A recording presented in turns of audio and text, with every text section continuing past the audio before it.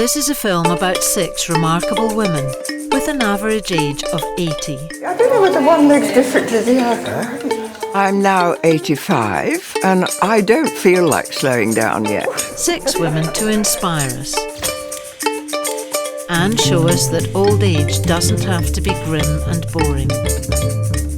I don't give a damn what people think of me or the way I dress. I dress for myself because I love style and design and colour. Women who can show us how to look $1 million, even in clothes from charity shops. I think I would say I'm a bit unusual for my age. 6 very stylish, very different women who haven't had Botox or plastic surgery. My goodness, the definition's good. We don't want too much definition. They're redefining the ageing process. They're doing it with attitude and a great wardrobe. I don't want to be too over the top. We can all learn a thing or two from these women. You know, I did this film with Errol Flynn. He was very good, he taught me a lot. Not just about style, but about life itself and how to enjoy and make the most of whatever time we all have left. Hurry up. Yes, it must have done enough.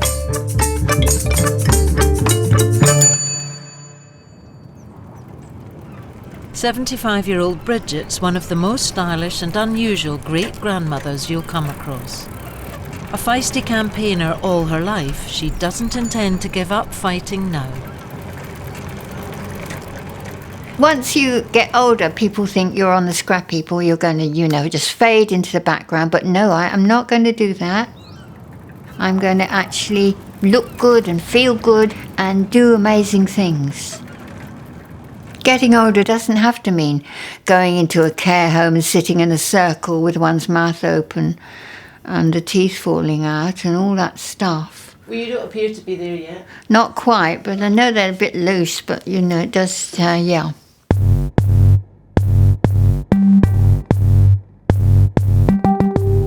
Have people always commented about the way you dress? When I was younger, nobody particularly noticed how I dressed. But now I'm older, people do comment all the time. So that's why I've thought the style as one gets older is more noticeable. Bridget's main source of income is her state pension, so her style is not from the high street or expensive designer labels. Instead, she gets all her clothes from charity shops. Isn't that amazing? Oh, this is stunning, isn't it? Where do I try them on? Oh, where can I look now? At a mirror. Oh, there. That's good, isn't it? Isn't that good? $5.99. That's a bit expensive, that one. But is that more than you would normally pay? I'd usually pay £2.50 or £3. What's the most money you've spent on a piece of clothing? Lord. Probably the Dr. Martens, they must have been about £4, I think. Well, maybe. That's rather quaint. Is part of the challenge looking as good as you do on tuppence? Yes, of course it is, that I can do it really cheaply and look good, I feel. And I feel good on relatively little money. Look at them all. How I look is to do with my identity and the fun of it. It's nothing to do with looking younger, because I don't think I make myself look younger by the clothes I wear. Do you want to see my wardrobe now? Come in here then, see it. Okay, that's on the wall. I wouldn't be able to probably get into it now, but they have worn it once upon a time. It's very trendy now. Beautiful, isn't it? See, all my clothes are in here, you see, Sue. 6 very different women, 6 very different wardrobes. Well, this is one of my other wardrobes. It's not about money or looking younger. It's a very exciting room. Okay, here you are. For all these women, it's about individual style and attitude. Do you like miniskirts? Oh, I love them. I love miniskirts. This is the Yohji Yamamoto one, which is so great, isn't it? Is that your favourite? Yes, that's the favourite. If I see something in Topshop, I think I can have that, I can wear that. I wouldn't want to be mutton dressed up like lamb, obviously. Oh, where's that cardigan? Oh, if only I'd thought. When you just get up and you're just going round the corner to buy some vegetables, are you dressed like this? Yes, but yes, well, yes. I couldn't bear to get up in the morning, especially going to work and you think, and start rummaging through wardrobes. No, I always look the night before. Oh, the fluffies, the fluffies, the fluffies. I love fashion and I'm always interested in clothes. I used to make all my clothes. And this is one of my favourite outfits, which I've had a long time now. The Venus de Milo, which I bought in Channel Islands. That's very cheap. That's a £20 suit. And you could go anywhere in it. And it's, I think, very good looking. Was that a catalogue buy? That's a catalogue. I think it's a catalogue called Chums. And if I like something, I tend to wear it a lot. So it doesn't bother me if I wore the same dress 6 days a week and somebody would think, thinking, heck, she's got that dress on again. That wouldn't enter my head. I put it on for me.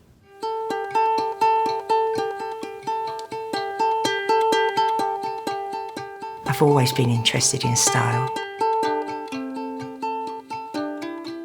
I like to think I'm street style more than smart. I wouldn't like somebody to come up and say, oh, you do look smart.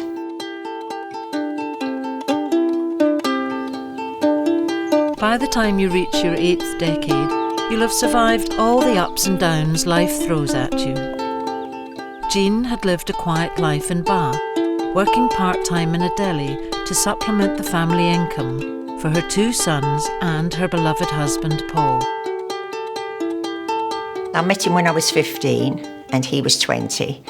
And I saw him and I fell in love with him immediately and he fell in love with me immediately. Well, that was the start of 56 years together, which is a very, very long time. And when I lost him, well, I was devastated. Well, I know I'm not the only one, loads of people. So that when he went, I had really, other than my family, I really didn't have anybody. And about a month had passed and my son visited me and he said, I said, Guy, I think I'm going to go and see if I can get something in a charity shop. So he thought for a moment. He said, Mother, there's nothing wrong with working in charity shops. He said, but I don't think it's for you. He said, you want something with a bit more life.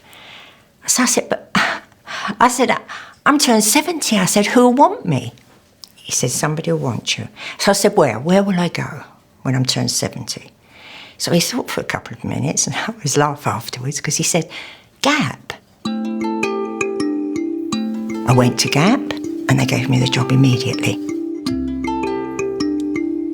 Jean was Gap's oldest employee and stayed there for just over a year. Then she decided she needed a change and started work in the trendy boutique opposite. She's been there for 5 years now.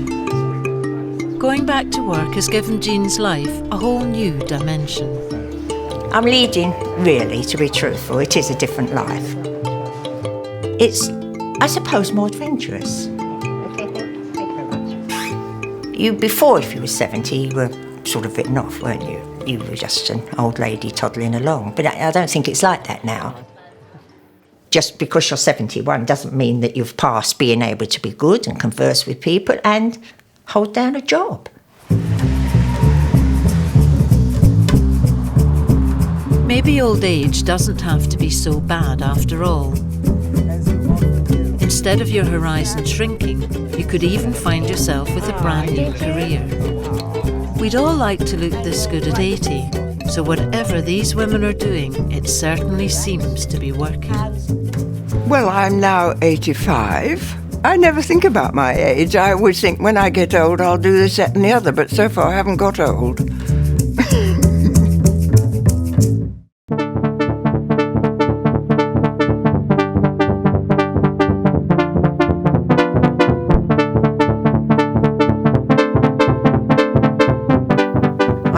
really bad feet, the oldest part of my body, my feet. But I discovered Crocs. Without Crocs, I'd be shuffling along like an old lady. If I have to get really dressed up for something, I wear sequined high tops. Oh, these two were my mother's. Can you believe it? She wore them and I'm still wearing them. They're real Morelands ones, you know, the original. And what do you wear that with? Doc Martens. Yeah, Doc Martens and no stockings. You don't need it in the summer because you can dye your legs. What are those things that you've got on your feet? They're called slippers. These are slippers. They're great though. Slippers? Slippers were very expensive, but they're rather beautiful, aren't they? I think they're made in Paris. Shall I take you somewhere? Come with me. There was one indiscretion recently. I saw these in a magazine and they're Prada. I need say no more, we all know what that means. I nearly fainted, but I thought, well, sod it. Twiddle, twiddle, twiddle, and lean, and open, and step round, and stretch forward, stretch, stretch, stretch, stretch, and hip, hip, hip, hip, hip, hip, and rip, rip, rip. Tell me what age you are. 87. You're kidding. 87, this February the 20th. I'm a Pisces. Well, you look 30 years younger than that. And push out, and relax, and push up, and relax. What's the trick, Gillian? Tell me. Well, I like life. And 2, and 3, and 4. I love my job. I don't ask much more out of life than to be able to be in a rehearsal room and be directing them to make something wonderful that we make together. That to me, I could do it forever and a day.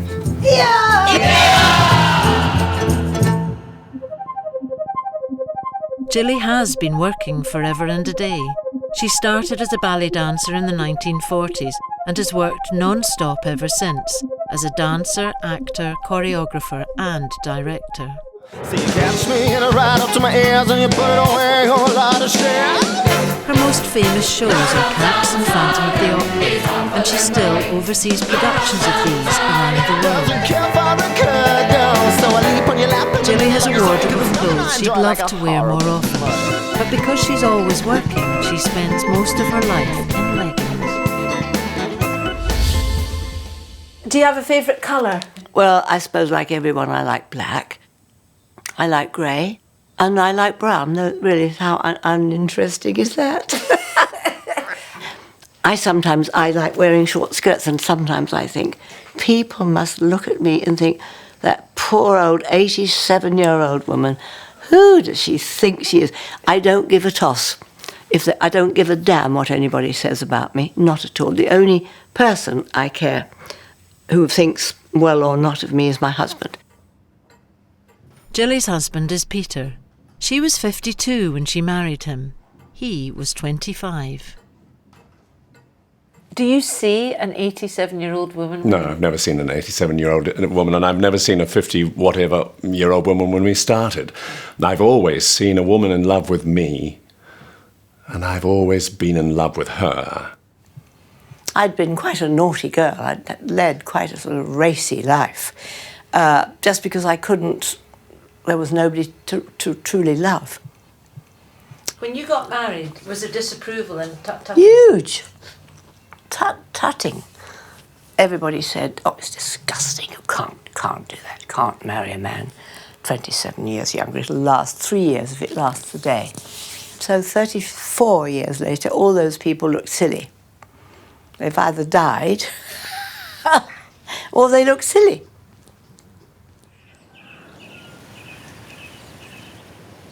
We could never have children because I was too old when we met. It was hard because I love Peter very much, and I know he would be a wonderful dad. And I know I'm bound to die before him, and I want him to have something of me left, to have something from our life. But no, that didn't work. Jilly could easily afford to stop working and enjoy a quiet life with Peter, but that doesn't look like happening. She already has a busy work schedule for the coming year. It's all about having a purpose.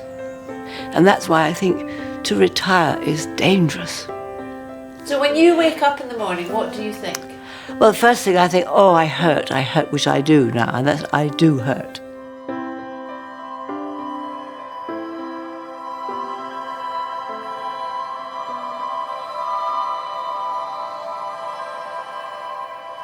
And I put on my old knitted pants and sweater, and I throw down my mat, and I get on the floor and do my stretches.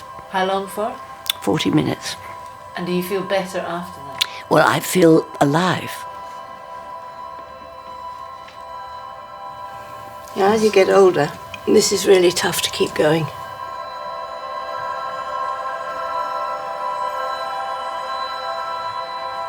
Are there mornings when you wake up and you think you can't face it? Oh, absolutely. As I force myself. Jilly's got 2 new hips and a foot held together by metal pins. So whatever her regime and philosophy, we should all probably adopt it tomorrow. She looks and moves and thinks like a woman half her age. I think you have to pit yourself, if you like, against the ageing process, and you just mustn't allow it in. I mean, I have very reluctantly let the few adjustments I've had to make in, and they're precious few. And I think that you mustn't. The minute you give an inch, you know, life or illness or something will take a mile. Jilly is not alone in refusing to give in to the ageing process. All 6 women have the same attitude. Why do you make such an effort to stay fit? I might live to 90. So is Keep your fit. attitude that you may live until you're 90, in which case you've got another 20 odd years? Oh, how lovely, yeah. Yeah. Well, that's why I keep fit. And I think, God willing, I might get to 90. It's impressive enough that Jean's 75 and running 3 times a week. What's even more surprising is that 2 years ago she got a new knee.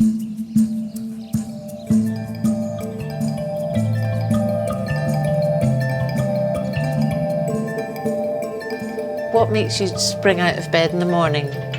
Yeah, sometimes it's difficult to spring out of bed in the morning, but I make a lot of effort to keep going, in as much as I do quite a lot of exercise and things. I am a mover, so I actually love cycling, I love walking, I love doing Tai Chi.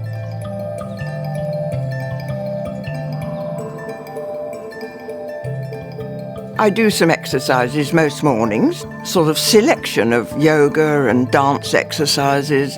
Every day? Nearly every day. I miss it if I don't do my exercises.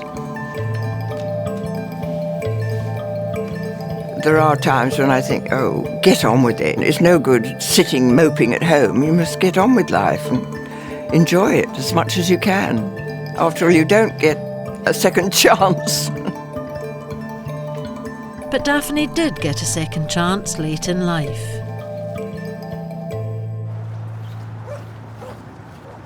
She'd combined being a mother of 3 with the odd bit of modelling and film extra work. By the time she was 70 and recently widowed, she was settling down to a quiet life alone in the small market town she lives in. Hello, Bob. Daphne, good morning. Can I have some chicken joints, please? Yes. I'll have... Then, more or less out of the blue, she was rediscovered and signed up by a top London model agency. Good morning. 15 years on, Daphne's still the fashion world's go-to older model. Well, I'm now 85, and I'm not sure that I'm really a supermodel, but people seem to call me that from time to time. But apparently I'm definitely the oldest model in England. I'll send these off to your agent in Paris as well. And if you stand further back against the wall, I will do some full lengths. What is it people see in you that they want you as a model? I think people see, A, the bone structure, and people The camera likes me. There's something about people's faces that the camera likes, and mine happens to be lucky. People love my hair, that's the thing. They do love the hair. I think the hair gets more work than I do, really. I suppose it's unusual for an older person to have their hair long, actually. But it's certainly a trademark. Come round with your head round to this way. So yeah. You can see why Daphne's so popular in the fashion world. She's a true professional, patient, easy to work with, and natural in front of the camera. Great, that's really nice. Her career is still going strong at 85.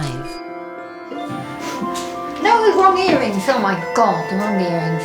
Nearly went out in the wrong earrings. So does Daphne's success mean that other stylish older women might also stand a chance of getting some modelling work? Okay, lovely soft skin. I think nowadays there are more older models because people have realised that the population is getting older. Newly retired people had money and they wanted clothes to wear. There is work to be had for older models, but I do think they need the right personality and, you know, they can physically manage it because it is quite hard work.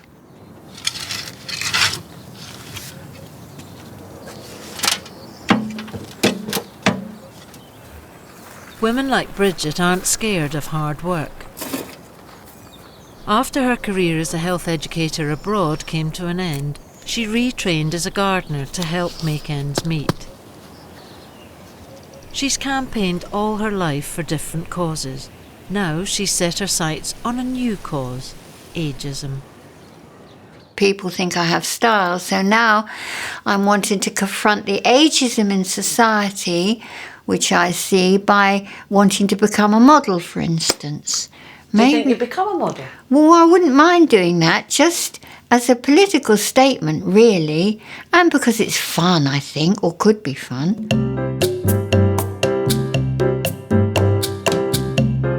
Armed with her portfolio of photographs, Bridget drew up a list of model agencies and fashion people.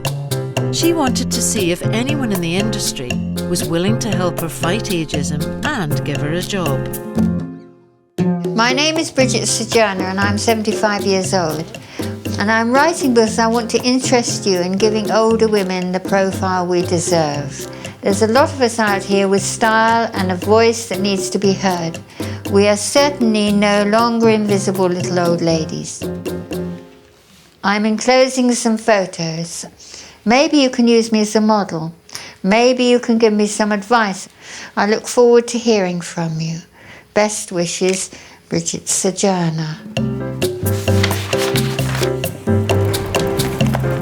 So Bridget set off on her mission to challenge the fashion industry.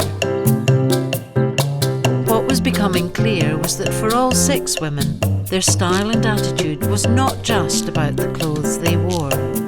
They all have the same steely determination. They all share a quality, a spirit that keeps them going regardless. Hello? Could you take me to the House of Lords, please? Yes, okay. Thank you. Do you think you'll make it to 100? Do you want to make it to being 100 or not? I think that's a pretty silly question. When you're 90, you don't think about the future. You're damn lucky to be there.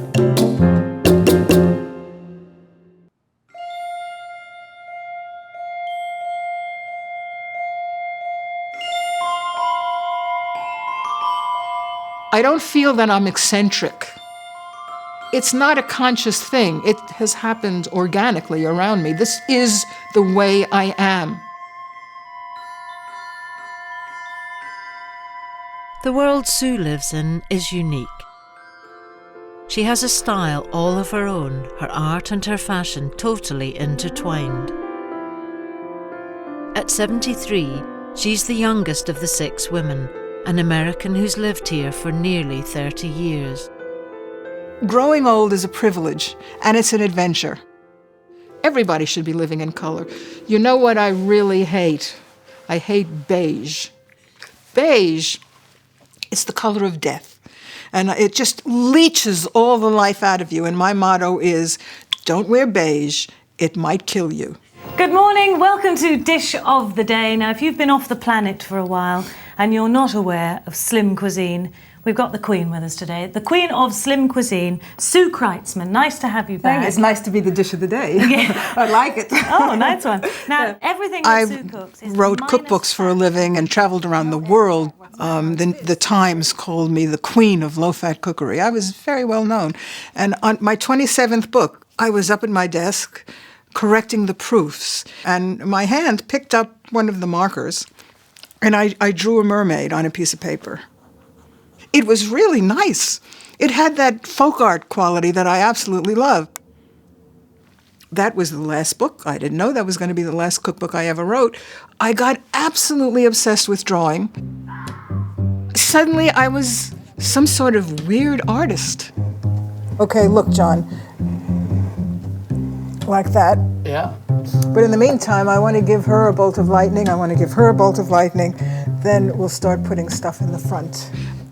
My agent thought I had lost my mind. Maybe I had lost my mind. My family were absolutely gobsmacked. The whole art thing happened maybe 15 years ago. I've sort of lost track because it has absolutely filled my existence. So I make art and I curate art shows. It's very, very wonderful and satisfying. The way I dress releases me from the tyranny of fashion. It's so easy to get dressed in the morning because I put on a black dress and then I choose one of these things. I don't have to worry, is it in style, is it not in style, is it too long, did I get too fat, too thin? They're all very, very easy to wear. I choose a jacket, I choose a piece of jewelry, I put on my faithful clogs, and I'm ready to go.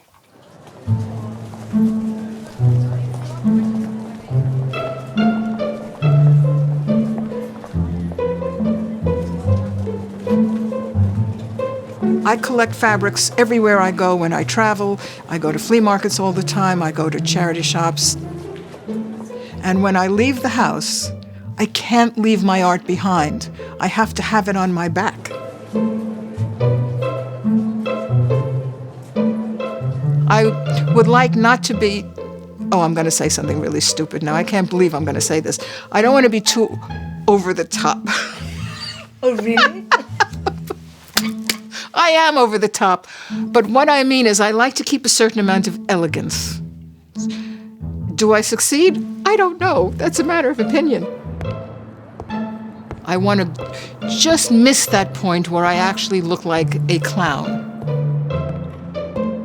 When women of a certain age don't dress in a conventional or expected way, heads do turn. People notice when someone like Sue walks down the street. I adore it. I like sashaying it out into the street. And people are always taking my picture when I go out in the street, which is terrific. Oh, look at that old lady. She looks so interesting. None of the women in this film dress or behave like little old ladies.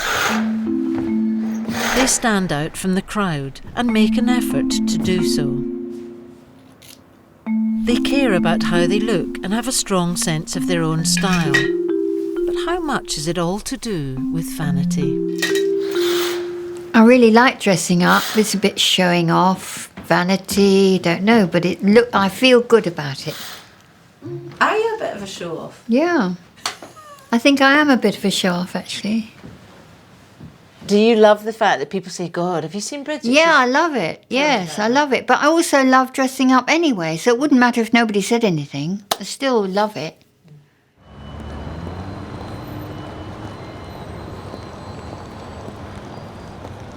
Bridget's hoping that her unique style will attract the attention of the fashion world. She'd love a bit of modelling work, but for Bridget, it's all part of her campaign against ageism. Yes, so these are some of the photos I have. Those are fab. Well, these are great, actually. I love those. You've got fantastic style. Oh, I love this one. And you look so strong here. This is great. And I think this would not be out of place in a top magazine. Because, you know, when you look at these pictures, this is the essence of style. You want to meet this person.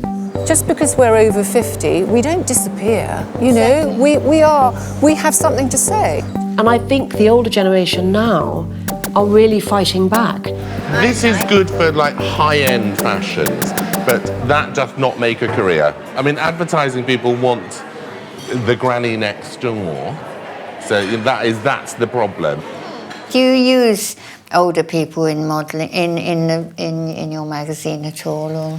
Probably not as much as we would like to. You know, often we get, you know, why don't you have real women? Why don't you have plumper women? Why don't you have, you know, more ordinary women?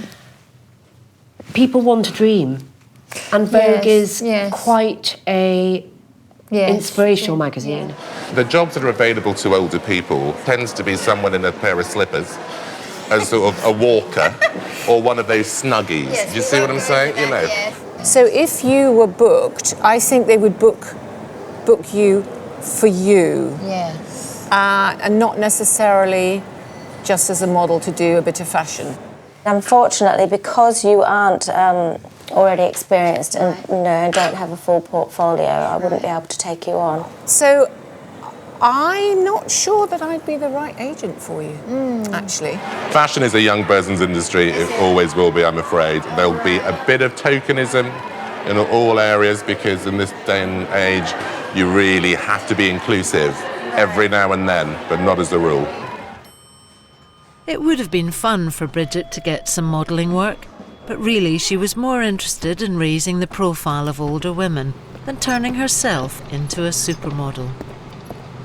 Yeah, I think the fashion industry isn't probably quite ready for us yet.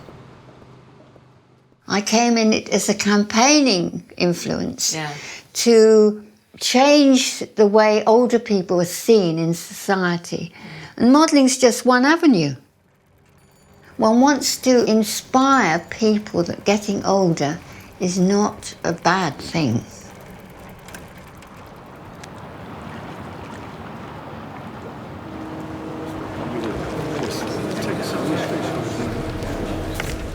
My lords, on this historic day, we celebrate the 150th anniversary of the birth of David Lloyd George. Is the minister aware that I not only knew Lloyd George, but I was his land girl at the beginning? Careful how you say that. There are many different types of inspirational women. Shut up, everybody. Do you enjoy being a peer? You bet I do. Stop! At 91, Baroness Trumpington is the oldest woman in the House of Lords. I'm getting rather bored with this. A former mayor of Cambridge, she was made a life peer in 1980. And here I am. She's the epitome of indomitability and became an internet sensation when she was caught on camera giving the V sign to another peer. I think you quite enjoy having mischief, don't you? Yes. You do, don't you? Yes. Of course. Yeah. Wouldn't you? How important is it to keep looking good, to look after yourself? I think it's frightfully important because the moment you start letting everything sort of go is the moment when you're old. The hairdressers, why do you go once a week? Why not? It looks quite nice, I think, my hair. Yeah, lovely.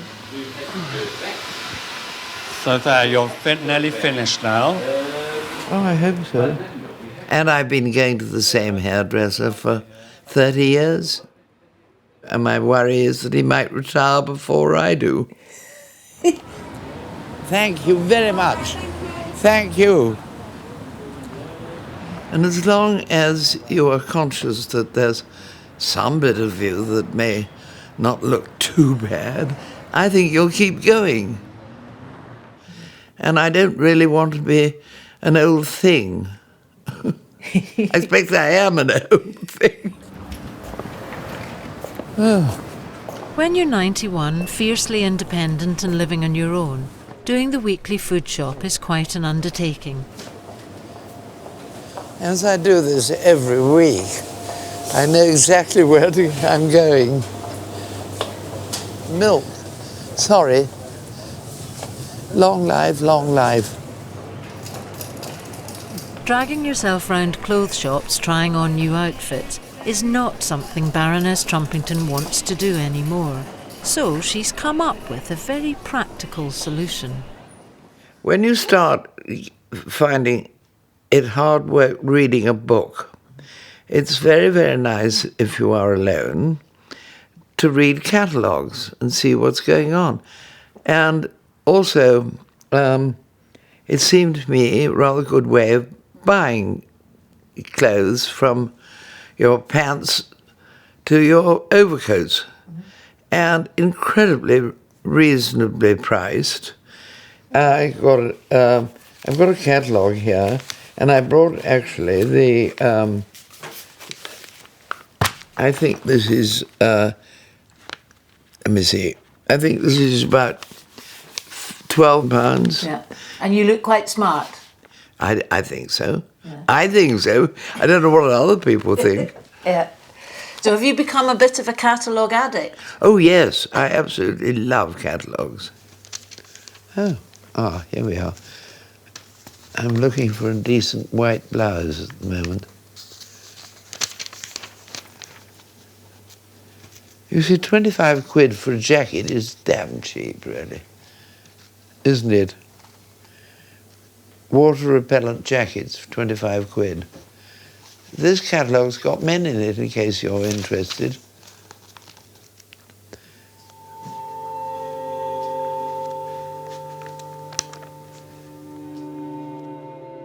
By the time you reach your 80s and 90s, the chances are you'll have been divorced or widowed. You'll have had to learn to live on your own again.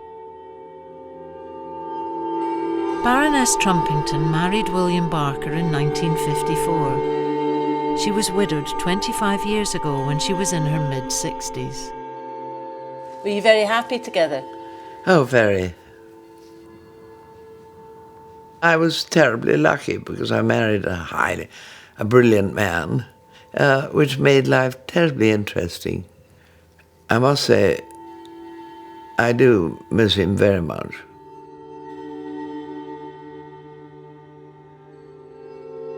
It's quite hard, isn't it, being on your own?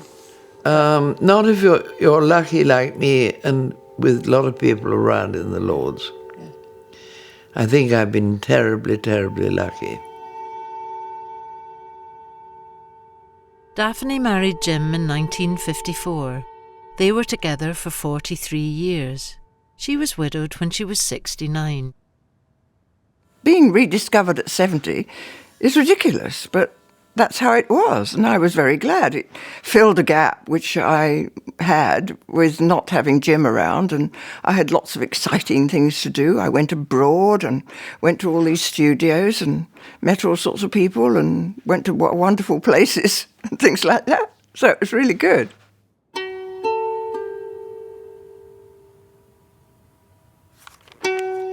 And Jean was married to Paul for 56 years. He died 6 years ago. Do you visit Paul's grave? I used to go every single day, but now I don't.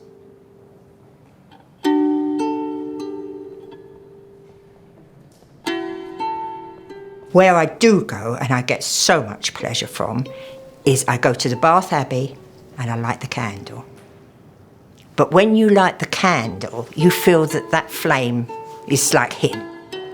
And that is absolutely heaven. I love you. You take care of each other, won't you? I love you very much. If you don't survive from something as traumatic as that, because it is traumatic, I mean, he had rampant leukemia. They gave him 4 weeks and he was dead within 10 days. So I know other people have gone through it, but it was a really, really bad time. because 10 days, I left him on that Friday and I said to him, good night, God bless, I love you. And then he turned to me and said, and I love you. I never said another word to each other because he went that night. But then I can get sad now, but then the sadness goes. I think if you can make the other life, then the sadness almost goes and you only remember the good parts. I think this is it. If you can overcome that, like I can really look back and laugh and think of all the good things we've done. Whereas I think if you don't make the move to go on, you only remember the sad parts. And I don't think you progress. And that's how it's happened with me anyway.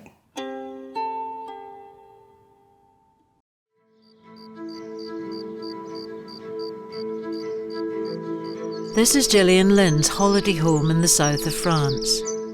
Jilly's nearly 90 and still working full-time.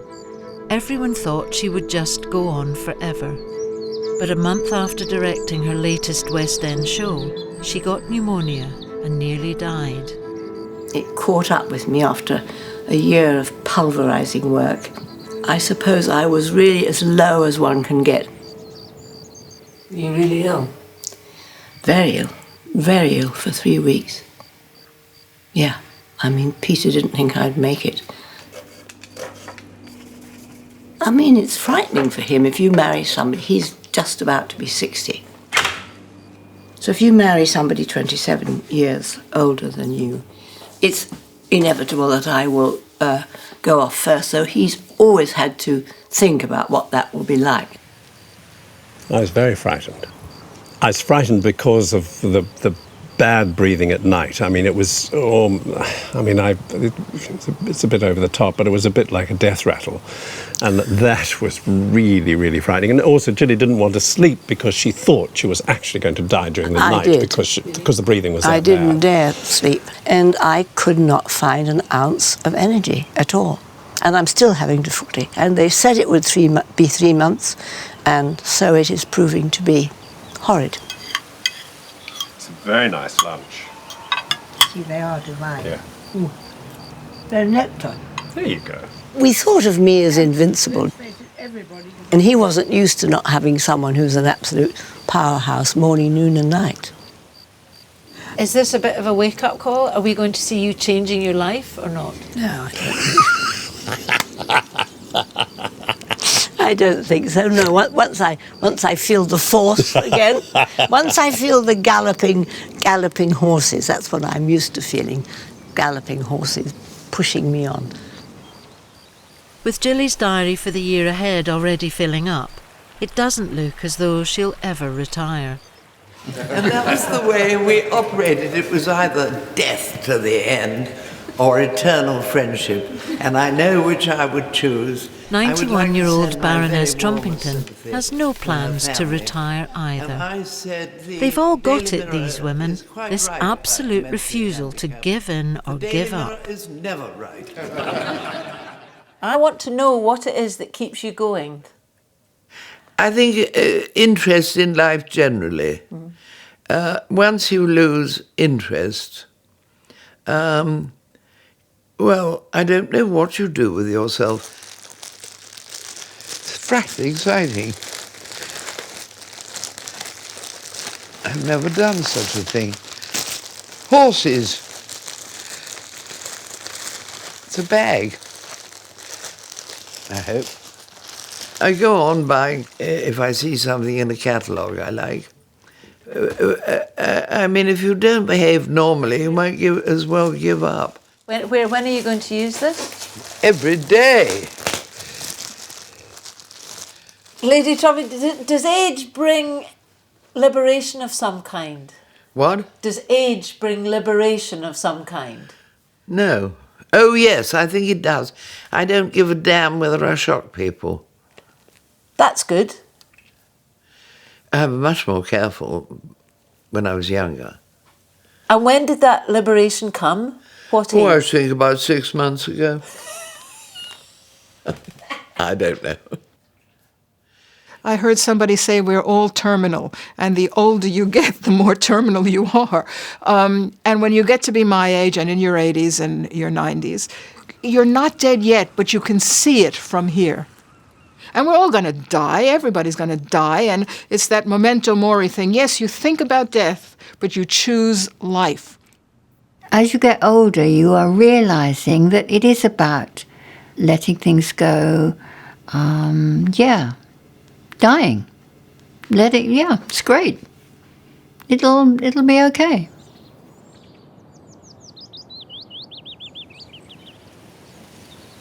Is there a way in which you're frightened of aging or dying or...? No, only frightened of the process. I'm not frightened of death, no. I think that's because I've had a lot of loss in my life. My son, my grandson, my husband, very many people near to me have either killed themselves or had death come to them. And so I've had to accept quite a lot of that. So I'm not afraid of death at all, but I think the process of dying could be quite, traumatic. I do think about dying. I just hope that I shall snuff out quickly. I should like to go die in my sleep quickly. I don't want to be a burden to anybody. And it would be nice to just die suddenly, but I hope I don't get ill and linger. That's the only thing. Be annoying to the children for a start. And I wouldn't like that. But you can't order it, so we just wait and see. So, of course, I think about it. I don't think about it much. I do often think, is it today? But that's it. I don't think I'll be able to bear the thought of leaving him. As I said, I like being alive. I love life. Everything. I love everything about it.